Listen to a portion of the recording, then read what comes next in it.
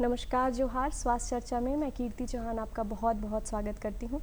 स्वास्थ्य चर्चा के इस अंक में आज हम एक ऐसे गंभीर बीमारी के बारे में बात करने वाले हैं जो जब किसी व्यक्ति को हो जाती है तो लोग संकोच और शर्मवश इसके बारे में बताने से हिचकिचाते हैं, परंतु यह बीमारी इतनी गंभीर है कि कहा जाता है कि आने वाले वर्षों में 50% लोगों को ये बीमारी अपनी पूरी ज़िंदगी में एक बार ज़रूर होगी। मैं बात कर रही हूँ बवासीर या पाइल्स के बारे में। इस विषय के बारे में विस्तार से चर्चा करने के लिए हमारे साथ आज स्टूडियो में मौजूद हैं डॉक्टर सुनील प्रसाद, आयुष मंत्रालय भारत सरकार के वरिष्ठ वैज्ञानिक। चलिए उनसे मिलते हैं, इस विषय पर विस्तार से चर्चा करते हैं। नमस्कार डॉक्टर, बहुत बहुत स्वागत है आपका हमारे कार्यक्रम में। इससे पहले कि हम पाइल्स के लक्षण, उसके कारण के ऊपर आएँ, किस तरीके का हमें परहेज़ रखना चाहिए, खान पान रखना चाहिए, इन सब विषयों पर चर्चा करें, सबसे पहले तो जानना चाहेंगे कि पाइल्स या बवासीर होता क्या है? शरीर में ऐसा क्या बदलाव आ जाता है कि हम कहते हैं कि इस व्यक्ति को पाइल्स हुआ है? नमस्कार। पाइल्स, जिसे हेमरॉइड्स भी कहते हैं या आमतौर पे बवासीर कहते हैं, यह गुद्दा या मलाशय के अंदर या बाहर नसों के सूजन को कहते हैं। इसमें गुद्दा के अंदर वेरिकोज वेन हो जाता है, यानी विकार शिराएँ हो जाती है। इसमें सामान्य तौर पे व्यक्ति को सबसे पहले दर्द, सूजन, जलन, खुजली और रक्तस्राव भी हो सकता है। जहाँ तक इसके कारणों का सवाल है तो इसमें सबसे पहले कारण आता है कि कोई भी व्यक्ति जिसे बार बार गैस की शिकायत है, यानी गैस्ट्रिक ट्रबल से वो जूझ रहा है, उसको बवासीर होने के चांसेस ज़्यादा है। दूसरा कारण है कि कोई व्यक्ति जिसे कब्ज़ की शिकायत बार बार रह रही है, उसको भी यह बीमारी हो सकती है, आसानी से लग सकती है। तीसरा कारण है कि जब हम शौच करने जाते हैं उस समय बहुत देर तक अगर सीट पर बैठे रहते हैं तो वहाँ पर मल द्वार पे काफ़ी तनाव पड़ता है, जिसके कारण वहाँ के जो वेन होते हैं उसमें स्वेलिंग हो जाता है। तो बहुत देरों तक पैखाना के अंदर सीट पर बैठना भी इसके कारण हैं। उसके बाद देर से बैठना और उसमें काफ़ी कूदना, यानी कूद कूद कर आप पैखाना पे जोर लगा लगा कर आप पैखाना कर रहे हैं, तो वो भी एक कारण हो सकता है। गर्भावस्था भी एक कारण है। उसके बाद कोई एक भारोत्तोलक है तो उसे भी यह बीमारी आसानी से लग सकता है। या अगर कोई खान पान में जैसे तला भुना चीज़ खा रहा है, ज़्यादा मसाले वाली सब्जी या सामान खा रहा है, तो वैसी स्थिति में भी उसको होने के चांसेस ज़्यादा है। मोटापा भी इसका एक कारण है और बहुत सारे कारण हैं जिसमें बवासीर का होना आम बात हो जाता है। जी, तो डॉक्टर बवासीर होने का मतलब है कि हमारी जो नसें हैं उनमें अगर स्वेलिंग हो जाती है एनस के पास तो बवासीर होता है। और इसके अलावा आपने लक्षण भी बताए कि कितने तरीके के इसके कारण भी हो सकते हैं, और लक्षण भी बताए कि अगर आपको खुजली हो रही है, अगर आपको कॉन्स्टिपेशन है, तो इसका मतलब है कि बवासीर हो गया। डायग्नोसिस और इसका डिफरेंशियल डायग्नोसिस किस तरीके से होता है डॉक्टर? सबसे पहले ये जानना ज़रूरी है कि जो बवासीर है वो दो तरह का होता है, एक इंटरनल पाइल्स और दूसरा एक्सटर्नल पाइल्स।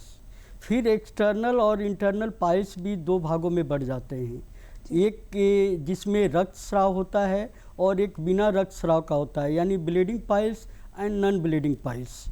और ये जब आगे जाएंगे और विवेचना करेंगे तो इसके जो डायग्नोसिस है वो सिम्टम्स के आधार पर, जैसे कि अगर किसी व्यक्ति को गुर्दे के पास में दर्द हो रहा है, या उसमें जलन है, या उसमें सूजन आ गया है, या उसको आंव हो रहा है, या रक्तस्राव हो रहा है, तो ये सभी जो कारण हैं, इतने कारण ये सिम्टम आ रहे हैं, तो हम डायग्नोसिस के लिए यह तय करते हैं कि यह व्यक्ति केवल और केवल पाइल्स से सफ़र कर रहा है। तो डायग्नोसिस मेथड में जाते हैं तो सबसे पहले एग्जामिनेशन क्लिनिकल एग्जामिनेशन करना ज़रूरी होता है। जी। क्लिनिकल एग्जामिनेशन करने के बाद हम PR भी कर सकते हैं, यानी पर रेक्टम एग्जामिनेशन कर सकते हैं।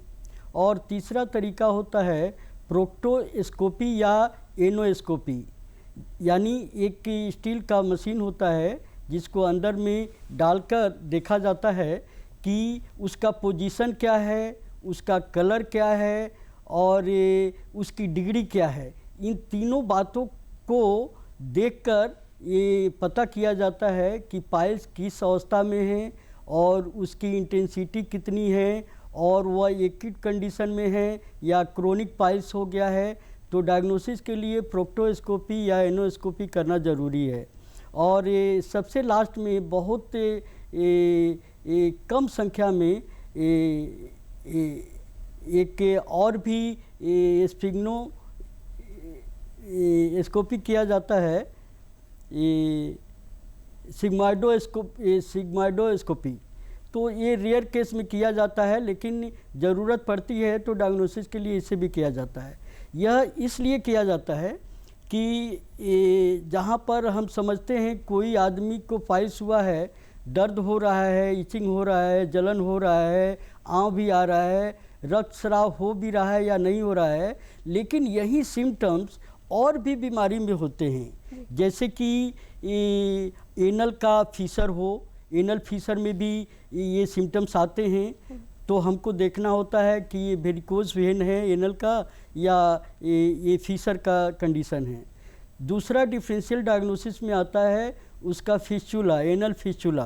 तो एनल फिस्चुला में भी ये सिम्टम्स आते हैं, लेकिन हम जब प्रोक्टोस्कोपी करेंगे तो ये पता चलेगा उसके टाइप पर, उसके डिग्री पर, उसके पोजीशन पे, उसके कलर पे ये पता चल जाएगा कि ब्लीडर है नहीं है तो कहाँ है, कैसे कंडीशन में है। इन सभी बातों से तो यानी Fisher, anal fistula, anal Fisher और रेक्टल पॉलिप एक बीमारी है, उसमें भी सेम तरह के सिम्टम्स आते हैं। और लास्ट में आता है रेक्टल कैंसर या रेक्टल प्रोलैप्स। तो ये डिफरेंशियल डायग्नोसिस है। इन तमाम बीमारियों से हमको पाइल्स को अलग करके डायग्नोसिस करना पड़ता है। जब एक बार डायग्नोसिस हो जाता है तो ये क्यों देखना ज़रूरी है होम्योपैथी में। तो हम जब होम्योपैथी की बात करते हैं तो पेशेंट तो बोलता है कि हमें दर्द हो रहा है या हमें जलन हो रहा है या पैखाना के रास्ते पे सूजन आ गया है, दर्द काफ़ी है, मल भी आ रहा है, और पैखाना जब कड़ा होता है तो कभी कभी रक्तस्राव भी होता है। तो हम इसलिए देखते हैं कि होम्योपैथी में हर एक सिम्टम्स के लिए दवाइयाँ बदल जाती है। जैसे अगर पोजीशन की बात करें तो पाइल्स के 5 पोजीशन होते हैं, यानी जब प्रोक्टोस्कोपी से हम देखेंगे तो उसके अंतर्गत उसका जो पोजीशन होता है वो 2 o'clock का होता है पहला, दूसरा होता है 3 o'clock का, तीसरा 5 o'clock का, फिर 7 o'clock और 11 o'clock। और ऐसा नहीं है कि किसी व्यक्ति में एक ही पोजीशन पे पाइल्स हो, 2 में भी हो सकता है, 3 में भी हो सकता है और 4-5 पाँचों में भी हो सकता है। तो हर एक पोजीशन के लिए ये होम्योपैथी में दवाइयाँ अलग हो जाती है। तो प्रोक्टोस्कोपी जब होम्योपैथी इलाज कर रहे हैं तो साथ में डायग्नोसिस जब करेंगे, डायग्नोसिस में प्रोक्टोस्कोपी करेंगे तो पोजीशन अगर हमें पता चलेगा कि 2 o'clock में है, 3 में है, 5 में है, 7 में है, 11 में, तो उसके अनुसार हमें दवा का सिलेक्शन करना आसान हो जाता है। दूसरा है उसके डिग्री का। इसके डिग्री में देखेंगे तो पाइल्स के 4 डिग्री होते हैं। ये फर्स्ट डिग्री में क्या होता है कि जो पाइल्स हैं यानी जो वेन फूले हुए हैं वो गुद्दा केवल मल द्वार तक आते हैं, उससे वो नीचे नहीं जाते हैं, और उसमें रक्तस्राव भी हो सकता है। दूसरा पोजीशन है second position, second degree. Second degree में क्या होता है कि पाइल्स जहाँ पे है और जो गुद्दा है वो मल द्वार के बाहर आ जाता है और अपने से वो भीतर भी चला जाता है। पैखाना करने के बाद वो अपने से अंदर चला जाता है और जो थर्ड डिग्री होती है उसमें क्या होता है, वह स्थिति बाहर आ जाती है पैखाना करते समय या कूदते समय, पूरा मल द्वार बाहर आ जाता है और उसको मैकेनिकली अंदर करना पड़ता है, हाथ से या हाथ दबा कर नीचे से दबा कर करते हैं तो अंदर चला जाता है। और जो चौथी और अंतिम स्थिति है वो गुद्दा का जो भाग है जहाँ पाइल्स है वो बाहर ही रहता है और उसको मैकेनिकली अंदर नहीं किया जा सकता है। तो ये चारों ही डिग्री में होम्योपैथी की अलग अलग दवाइयाँ हैं। अगर कोई प्रोक्टोस्कोपी केवल सिम्टम्स बता देने से चिकित्सक को थोड़ा सा दिक्कत होगा, क्योंकि बहुत सारी एक ही सिम्टम्स के लिए कम से कम 200-400 दवाइयाँ हैं। तो 200-400 दवाइयों में से एक दवाई का सिलेक्शन करने के लिए ज़रूरी है कि वो किस डिग्री में है। डिग्री होने से जैसे ही डिग्री पता चल जाएगा तो हम 400 से सीधे 30-32 दवाई पे पहुंच जाएंगे, तो एक आसान होगा। और जो पोजीशन बोला उससे दोनों सिम्टम्स को लेंगे तो और भी आसान हो जाएगा, उसमें 10-15 दवाई पे हम आ जाएंगे। और चौथा है पाइल्स का जब हम ट्रीटमेंट कर रहे हैं तो ये जानकारी रखना बहुत ही ज़रूरी है कि पाइल्स का कलर क्या है। पाइल्स के कलर से हम बता सकते हैं कि वो एक्यूट कंडीशन में है, क्रोनिक कंडीशन में है। जब प्रोक्टोस्कोपी करते हैं तो वहाँ पे अगर लाल कलर दिखाई देता है, लाल रंग दिखाई देता है, यानी रक्त का स्राव अभी अभी हो रहा है, और चूँकि स्टील का होता है तो उसको डालने से भी थोड़ा सा रक्त स्राव होने लगता है।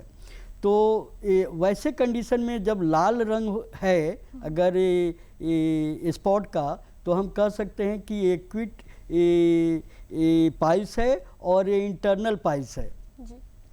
और उसके बाद दूसरा कलर आता है पेल, जो उससे थोड़ा सा कुछ दिनों की और पुरानी पाइल्स की शिकायत रहती है। और जब ब्लूइश रहता है उसमें पर्पल ब्लूइश रहता है अगर कलर, तो हम कह सकते हैं कि ये पाइल्स बहुत ही पुरानी हो गई है।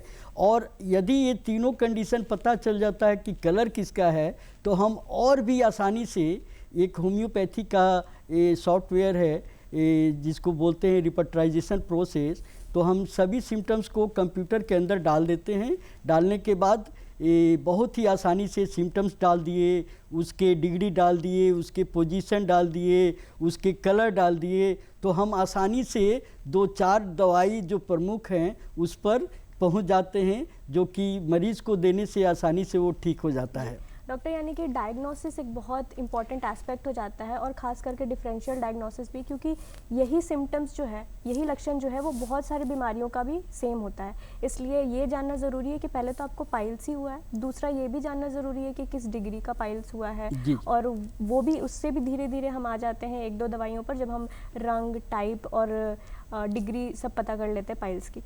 इसके अलावा इलाज जो है, हम समझते हैं कि जो बवासीर का होता है वो एकमात्र यही होता है कि अब ऑपरेशन कराना पड़ेगा। उपचार जो है होम्योपैथी में क्या कुछ है? जहाँ तक उपचार का सवाल है, होम्योपैथी में मैंने बताया कि रिपर्टराइजेशन बेसिस के आधार पर भी हमारा जो यहाँ का केंद्र है भारत सरकार आयुष मंत्रालय का, वो होम्योपैथिक नैदानिक अनुसंधान इकाई रांची है, जो झारखंड में एकमात्र इकाई है। यहाँ पर हमने पाइल्स के ऊपर रिसर्च किया और ड्रग का वैलिडेशन देखा कि कौन कौन से ड्रग हैं। 13 ड्रग्स पे हमने रिसर्च किया कि क्या ये वैलिडेटेड ड्रग्स हैं पाइल्स के लिए या नहीं हैं। तो जहाँ तक होम्योपैथी का सवाल है, ये बहुत ही अच्छे तरीके से होम्योपैथी में पाइल्स का इलाज किया जा सकता है, बशर्ते होम्योपैथी डॉक्टर अगर प्रोक्टोस्कोपी सीख लेते हैं। क्योंकि जनरली मरीज आते हैं होम्योपैथी में कि हम सिम्टम्स बताएंगे और डॉक्टर हमारा इलाज करेंगे, पाइल्स हो गया है। और मैं कहना चाहूँगा कि मरीज़ स्वयं नहीं देख पाता है कि उसको पाइल्स है, एनल फिशर है, एनल फिशुला है, या रेक्टल पॉलिप है, या रेक्टल प्रोलैप्स है, या रेक्टल का कैंसर है। तो कौन सी बीमारी है उसको पता नहीं है और डॉक्टर को भी पता नहीं है। तो दवा के सिलेक्शन में कठिनाई हो सकती है। वो वैसे ही होगा जैसे अंधेरे कमरे में एक दवा को फेंकना, अगर लग गया तो ठीक है, नहीं लगा तो ये ठीक नहीं है, कम से कम थोड़ा बहुत तो आराम होगा। लेकिन अगर प्रोक्टोस्कोपी कर लेते हैं, अगर एक होम्योपैथी डॉक्टर प्रोक्टोस्कोपी कर लेता है और प्रॉपर डायग्नोसिस उसका हो जाता है कि ये पाइल्स का ही केस है, तो आइदर रिपेट्राइजेशन मेथड या on the basis of totality of symptoms हम दवा जब सिलेक्ट करेंगे तो परफेक्ट होगा और निश्चित रूप से मरीज बहुत ही जल्दी ठीक हो जाएगा। इसमें बहुत ज़्यादा समय नहीं लगता है। हमने एक प्रोजेक्ट किया था वो 6 महीने का था, और एक प्रोजेक्ट किया था वो अगरतला में, वो 3 महीने का था। 3 महीने में अगर जो सावधानियां बरतनी हैं, अगर मरीज उसका 100% पालन करता है तो निश्चित रूप से 3 महीना के अंदर या दूसरे मेथड से 6 महीना के अंदर 3 महीना जब प्रोक्टोस्कोपी होगा तो जी। और 6 महीना जब प्रोक्टोस्कोपी नहीं कर रहे हैं और केवल थोड़ा बहुत एग्जामिनेशन करके और सिम्टम्स के आधार पे दवा दे रहे हैं तो 6 महीना का समय लगेगा। लेकिन 6 महीना के अंदर ये ठीक हो जाता है। लेकिन इसके साथ में जो ऑक्सिलरी मेथड हैं, यानी जो चीज़ खान पान पर जो ध्यान देना है, क्या खाना है क्या नहीं खाना है, कैसे रहना है, हमारा नित्यचर्या क्या होगा, इस पर फोकस जब तक हम नहीं करेंगे और उसका अनुपालन नहीं करेंगे तब तक यह बीमारी ठीक नहीं हो सकती है, क्योंकि यह लाइफ स्टाइल डिसऑर्डर के अंदर आता है। हमारा लाइफ स्टाइल जब तक ठीक नहीं होगा तब तक हम इस बीमारी पर काबू नहीं पा सकते हैं। डॉक्टर, शुरू में जब आप लक्षण बता रहे थे तो आपने एक लक्षण प्रेगनेंसी भी बताया था, यानी कि जो प्रेग्नेंट महिलाएं हैं उनमें पाइल्स या बवासीर होने की संभावनाएं बढ़ जाती हैं। तो ऐसा क्या कुछ बदलाव होता है प्रेग्नेंट महिलाओं के शरीर में जिसकी वजह से पाइल्स होने की संभावनाएं बढ़ती हैं? हाँ, गर्भावस्था के समय में बहुत सारे हार्मोनल चेंजेज होते हैं और एक गर्भवती महिला के अंदर बहुत सारे हार्मोन्स निकलते हैं जो कि वेन में सूजन करने उसको उत्तेजित करते हैं, जिसकी वजह से वहाँ वेरिकोज वेन हो जाता है, यानी rush of blood in the when of the anal reason हो जाता है। तो एक कारण है कि हार्मोनल चेंजेस। और दूसरा कारण क्या है कि गर्भावस्था का मतलब है कि गर्भ में बच्चे का होना। और अगर हम मानव संरचना को देखेंगे, यानी एनाटॉमी को देखेंगे, तो जानकारी यह है कि जो हमारा किसी भी गर्भ कोई भी स्त्री है उसका गर्भ जो होता है उसके आगे में यूरिनरी ब्लैडर होता है और पीछे में आपका रेक्टम होता है।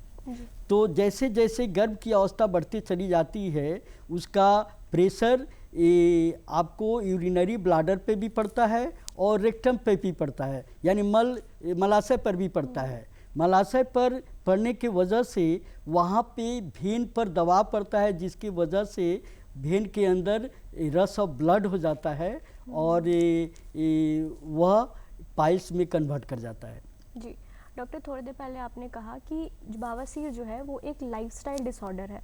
आपकी दिनचर्या कैसी जा रही है, आप क्या खा रहे हैं, इस पर निर्भर करता है कि आपको बवासीर होगा या नहीं। क्या कुछ खान पान रखा जाए, कैसा हमारा खान पान हो कि बवासीर या तो ना हो, यदि हो भी गया है तो अब जो है ये सारी चीज़ें अब नहीं खानी है। जैसा कि हम जानते हैं कि जहाँ कारण होगा वहाँ पर प्रभाव होगा जी। तो बीमारी को ठीक करना कोई बहुत बड़ी टेक्नोलॉजी नहीं है जी। एक डॉक्टर अगर यह समझ रहा है कि अमुक बीमारी के कौन कौन से कारण हैं तो कारण को हटा दिया जाएगा तो वो व्यक्ति निराकरण की स्थिति में आ जाएगा।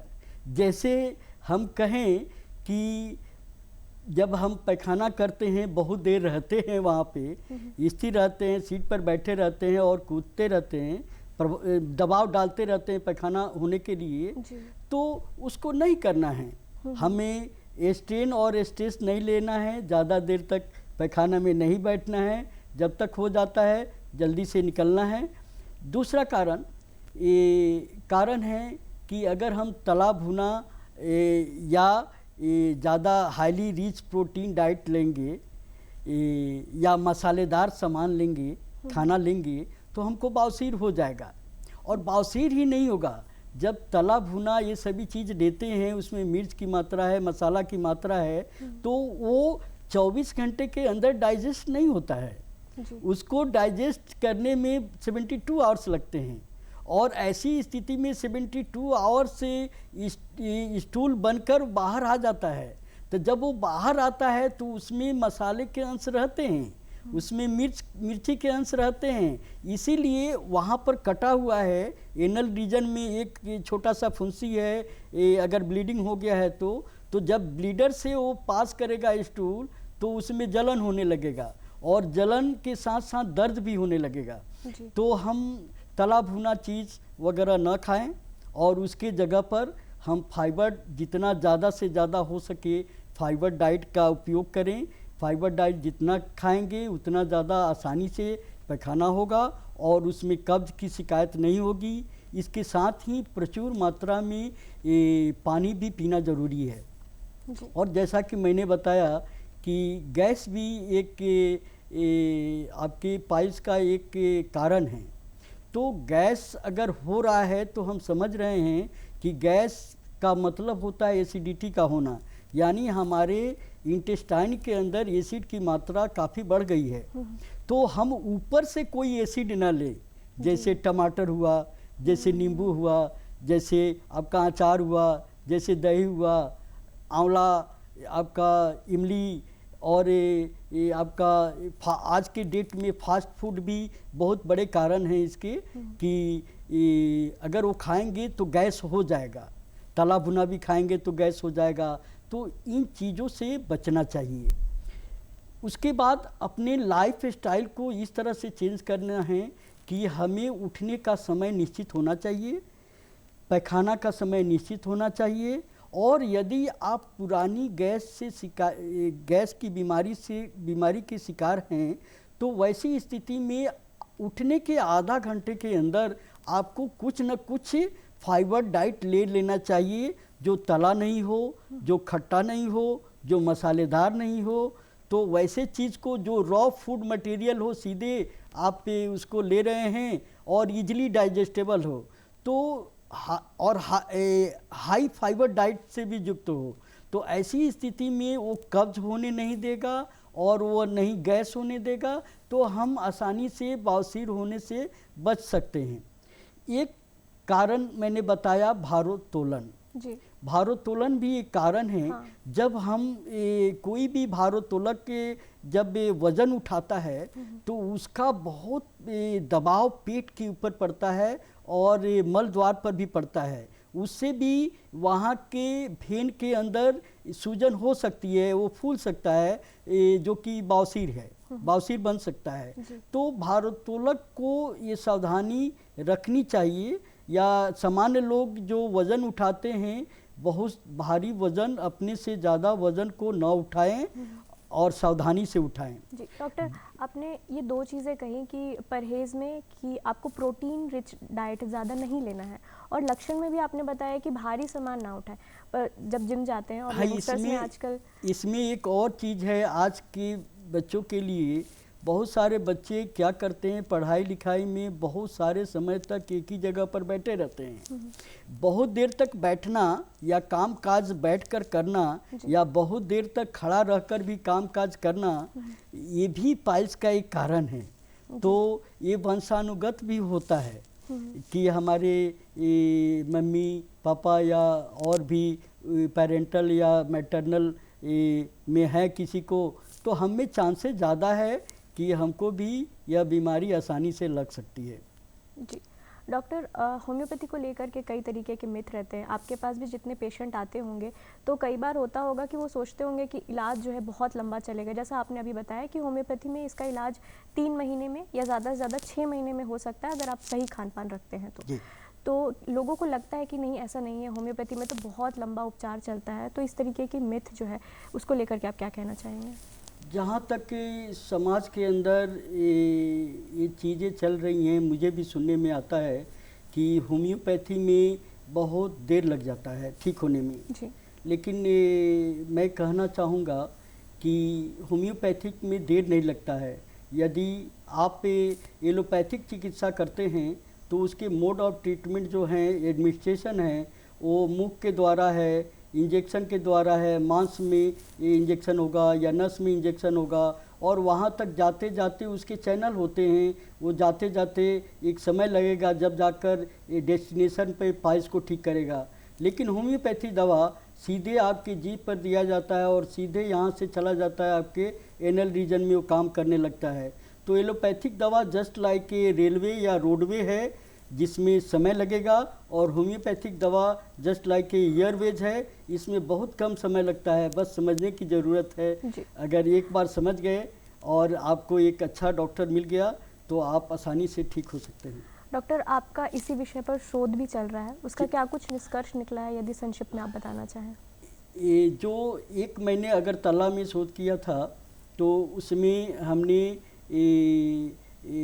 प्लेसबो रैंडमाइज ट्रायल किया था, यानी टोटल 157 पेशेंट को मैंने स्क्रीन किया था और उसमें से 90 पेशेंट को हमने इनरोल्ड किया जो inclusion and exclusion criteria protocol को पालन किए, उसको मैंने इनरोल किया। 90 पेशेंट को फिर दो भागों में बांट दिया गया, 45 पेशेंट को केवल प्लेसबो दिया गया और ऑक्सिलरी जो एडवाइस है वो दोनों को समान एक ही दिया गया, और दूसरे को केवल 45 पेशेंट को आपको दवा दिया गया, होम्योपैथिक दवा दिया गया। और इसमें 45 में मेडिसिन ग्रुप में आपको 27 पेशेंट महिलाएं थी। और जी डॉक्टर, क्योंकि हमारे पास समय की पाबंदी है तो इस विषय पर हम कभी और विस्तार से चर्चा करेंगे, पर आज के लिए बहुत बहुत शुक्रिया इस विषय को लेकर के इतने विस्तार से एक एक चीज़ की जानकारी देने के लिए, बहुत बहुत धन्यवाद। इसी तरीके से हर हफ्ते हम अलग अलग बीमारियों पर चर्चा करते रहते हैं स्वास्थ्य चर्चा में। आज के लिए इतना ही, मुझे दीजिए इजाज़त, मैं मिलूंगी आपको स्वास्थ्य चर्चा के अगले अंक में, तब तक के लिए जोहार।